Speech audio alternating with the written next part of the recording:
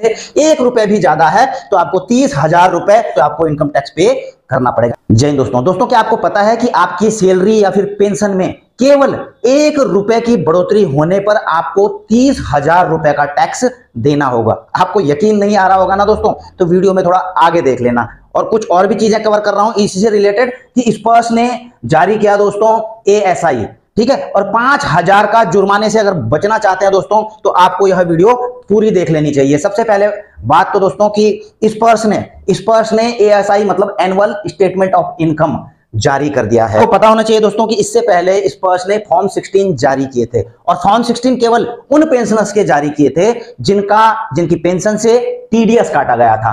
लेकिन जिनका TDS नहीं काटा गया था पेंशन से, तो उनका अब क्या जारी किया गया है दोस्तों, एनुअल स्टेटमेंट ऑफ इनकम। तो इसमें पूरे फाइनेंशियल ईयर में मंथ वाइज आपको कितनी पेंशन मिली है। और दूसरा दोस्तों आप देख भी रहे हैं बीच बीच में जो आपको एरियर में बढ़ोतरी करके अलग से मिले हैं कि 2-3 महीने के एरियर मिला है, तो वो चीज भी यहां पर सारी मेंशन की गई है और टोटल बताया गया है आपको कि आपको इतना पेंशन दिया गया पेंशन डिसबर्सिंग एजेंसी स्पर्श की तरफ से। तो कुल मिला के आपका जो है इनकम का पूरा एनुअल स्टेटमेंट दे दिया है। तो आप इनकम टैक्स रिटर्न जब फाइल करते हैं तो इसका इस्तेमाल भी कर सकते हैं। और जैसे सेम आपने फॉर्म 16 डाउनलोड करने के लिए मैंने बताया था कुछ दिन पहले वीडियो में भी, चाहे आप सर्च में भी डाल देंगे कि स्पर्श से फॉर्म 16 कैसे डाउनलोड करेंगे, तो सबसे ऊपर मेरी ही वीडियो आपको दिखाई देगी, ठीक है। तो आपने माई डॉक्यूमेंट में जाके फॉर्म 16 में जाएंगे दोस्तों, तो जिनका तो TDS कटा है यहाँ पर फॉर्म 16 नजर आएंगे, पार्ट A और पार्ट B।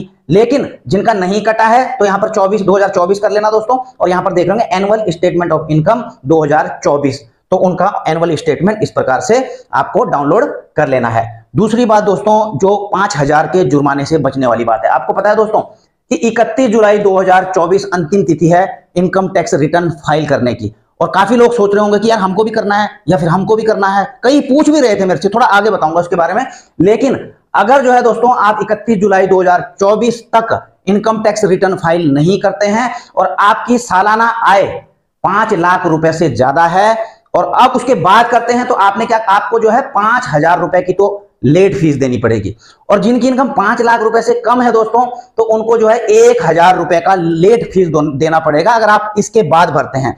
तो एक नुकसान तो दोस्तों ये हो रहा है 5,000 और 1,000 का। इसके अलावा भी और भी नुकसान है, नोटिस का डर। आपको पता होना चाहिए इनकम टैक्स डिपार्टमेंट के पास आपकी पूरी जानकारियां हैं, इनकम की पूरी जानकारियां हैं उनके पास। अगर आप देखोगे उनके पास AIS, TIS, 26AS, फॉर्म 16, आपके जो बैंक में डिपॉजिट हैं, आपकी पेंशन, सैलरी, आपका लेन देन, प्रॉपर्टी लेना बेचना, सारा का सारा आपने देखा होगा कि आपका पेन वहां पर लगता है और ये रिपोर्टेड होता है इनकम टैक्स डिपार्टमेंट को। तो पूरी जानकारी है उसके पास में। अब आप ऐसे मत बोलना कि मुझे केवल जो है 2 लाख रुपए ही जो है पेंशन मिलती है तो मैं लेकिन आप कहीं प्रॉपर्टी डीलिंग कर रहे हैं, प्रॉपर्टी खरीद रहे हैं, बेच रहे हैं, सारी जानकारियां हैं इनकम टैक्स डिपार्टमेंट के पास में। इसलिए उनका आपको नोटिस आ सकता है। उसके बाद नोटिस का जवाब तो आप दोगे ही, ITR भी फाइल करोगे, इनकम टैक्स भी भरोगे और ऊपर से जो है जुर्माना अलग देना पड़ेगा।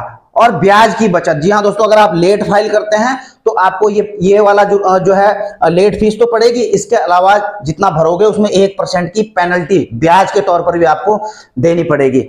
और अगर आप सही टाइम पर भर लेते हो दोस्तों, तो आप नुकसान को, जैसे शेयर मार्केट में, म्यूचुअल फंड में आपको कुछ नुकसान हुआ है तो उसको भी आप कैरी फॉरवर्ड कर सकते हो, आपको टैक्स में छूट मिल जाएगी। अब देखिए दोस्तों, किन लोगों को करना है इनकम टैक्स रिटर्न फाइल, आप लोग पूछते रहते हैं ना, और मैंने बताया भी है।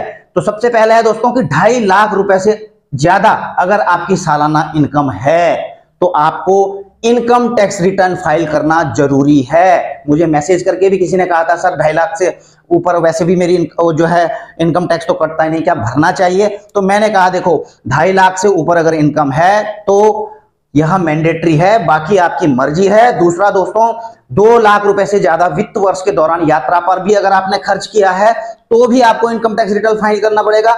1 लाख रुपए से ज्यादा वित्त वर्ष के दौरान बिजली का बिल अगर आपका आया है दोस्तों तो फिर भी आपको ITR फाइल करना जरूरी है। और 50 लाख रुपए से ज्यादा बचत खाते में अगर आपके जमा राशि है, डिपॉजिट है, तो आपको ITR फाइल करना है। और 1 करोड़ रुपए से अधिक यदि आपके करंट अकाउंट में दोस्तों कुल जमा राशि है तब भी आपको इनकम टैक्स रिटर्न फाइल करना है। अच्छा दोस्तों, आपको पता होना चाहिए कि टैक्स स्लैब के 2 रिजीम होते हैं। एक तो न्यू टैक्स रिजीम है, दूसरा है ओल्ड टैक्स रिजीम। तो इन दोनों में से किसी भी एक से जो है आप आईटीआर अपनी फाइल कर सकते हैं। किसमें आपको फायदा है, किसमें नुकसान है, वह भी बताऊंगा, आपको कौन सी भरनी है वह भी बताऊंगा। सबसे पहली बात दोस्तों, जो न्यू टैक्स रिजीम में है, इसका जो टैक्स स्लैब है आपको पता होना चाहिए, 3 लाख रुपए तक जो है 0%, यानी कि 3 लाख तक आपकी कमाई है तो आपको कुछ भी जो है टैक्स इस पर नहीं पड़ेगा। 3 लाख से 6 लाख रुपए तक है तो आपको 5% का टैक्स, यानी कि 3 से 6 के बीच में जो भी इनकम बनती है आपकी वो 5% बनेगी, यानी कि 3 से 6 अगर है तो 15,000 रुपए आपको पड़ेंगे यहां पर। लेकिन 6 से 9 लाख तक 10%, यानी कि 3 लाख का 10% लगा लीजिए आप, 30,000 रुपए, ठीक है। और 9 लाख से 12 लाख तक 15% पड़ता है दोस्तों, यानी कि 3 लाख का 15% कर दिए 45,000 रुपए। यानी कि यदि किसी की इनकम 12 लाख रुपए है तो उनको 90,000 रुपए का टैक्स अदा करना पड़ेगा न्यू टैक्स रिजीम के तहत।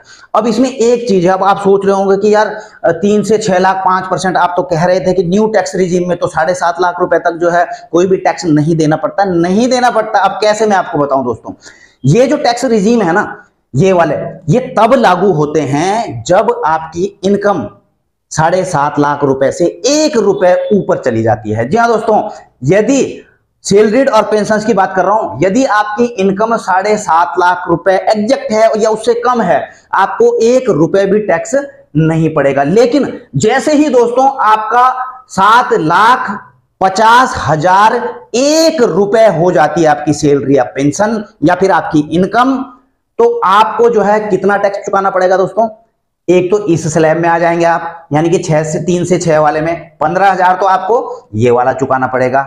फिर 6 से 9 के बीच में जो 10% है, तो 6 से 7.5 लाख तक लगाओ, यानी कि 1.5 लाख पे 10% लगाओ तो 15,000 आपको ये चुकाना पड़ेगा।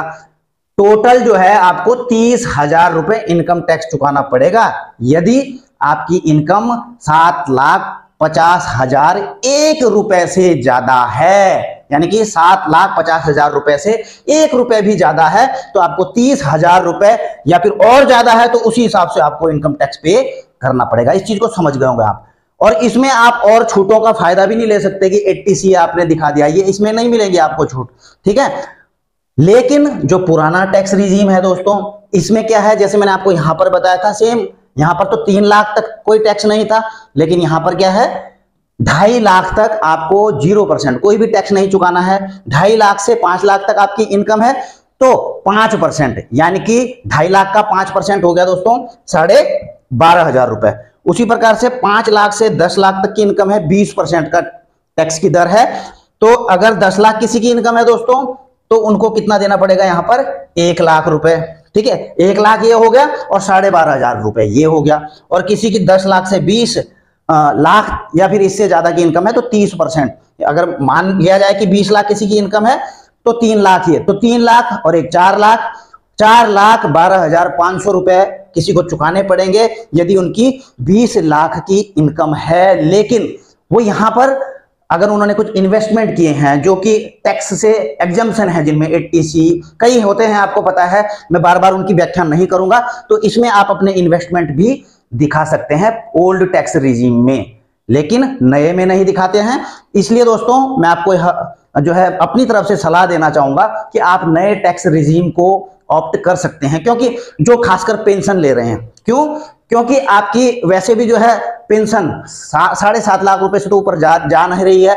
इसलिए जो है आप बिना कोई इन्वेस्टमेंट दिखाए इस टैक्स रिजीम को ऑप्ट कर सकते हैं। और दोस्तों मैं खुद चाह रहा था कि आपको पता है 31 जुलाई मैंने खुद ही 1-2 दिन पहले भरा है, मैं कोशिश कर रहा था, आपकी डिमांड थी मुझसे कि मतलब इस पर मैं बनाऊं वीडियो, और मैंने कोशिश भी करी जब मैं अपना ITR भर रहा था। लेकिन हुआ क्या दोस्तों, अभी जो है इनकम टैक्स की वेबसाइट में काफी लोड है दोस्तों, क्योंकि अब अंतिम समय चल रहा है, धीरे धीरे चल रहा है, इसलिए अभी भी समय रहता है भर लीजिए, नहीं तो लास्ट टाइम में दोस्तों इतना लोड रहेगा कि बहुत धीरे धीरे चलता है साइट। इसलिए अभी टाइम पे कर ले जिन्होंने करना है, ठीक है। बाद में तो और भी ज्यादा हो जाएगा। जब मैं परसों भर रहा था मुझे ही इतनी दिक्कत आ गई, उसके कारण मैं खुद ही वीडियो नहीं बना पाया आपके लिए। थोड़ा बहुत है मेरे पास, अगर कोशिश करूंगा जो मैंने रिकॉर्ड किया है उसको कुछ आपको दोबारा से बता सकूं इनकम टैक्स के बारे में, लेकिन बहुत मुश्किल लग रहा है जिस हिसाब से वह रिकॉर्डिंग हो पाई है, क्योंकि उसमें बार बार दिक्कत आ रही है थी, ठीक है ना। तो मैंने ये कोशिश की थी, इसलिए मैंने आपको बता दिया है दोस्तों कि यदि आप पेंशनर से, और ऐसा मुद्दा दोस्तों हुआ भी था, आपको पता होना चाहिए, जो ऑनरी कैप्टन थे, जो एडिशनल पेंशन ले रहे थे जैसे, तो उनका जब डीए बढ़ा था तो उसके बाद तुरंत टीडीएस कट गया था, क्योंकि उनकी 7.5 लाख रुपए से ऊपर एक्सपेक्टेड इनकम चली गई थी और पीसीडीएस पर्स ने जो है उनका टीडीएस काटना शुरू कर दिया था। तो वो बोल रहे थे यार हमारा टीडीएस क्यों कट गया, इससे पहले तो कटता नहीं था। लेकिन जैसे ही एक्सपेक्टेड इनकम आपके 7.5 लाख रुपए से ऊपर चली जाती है तो आपका पीडीए जो है आपका टैक्स यानी कि टीडीएस काटना शुरू कर देगा। टीडीएस काट के आपकी पेंशन आपके खाते में डालना शुरू कर देगा। तो दोस्तों जानकारी आपको कैसी लगी? जानकारियों के लिए कम से कम आप लाइक तो कर ही सकते हैं वीडियो को। चैनल में अगर आप नए हैं तो चैनल को सब्सक्राइब करके बेल आइकन का घंटा दबा सकते हैं, ताकि आपको मेरी आने वाली वीडियोज की नोटिफिकेशन मिलती रहे। जल्द मिलेंगे नई वीडियो में नई जानकारी के साथ। जय हिंद, वंदे मातरम।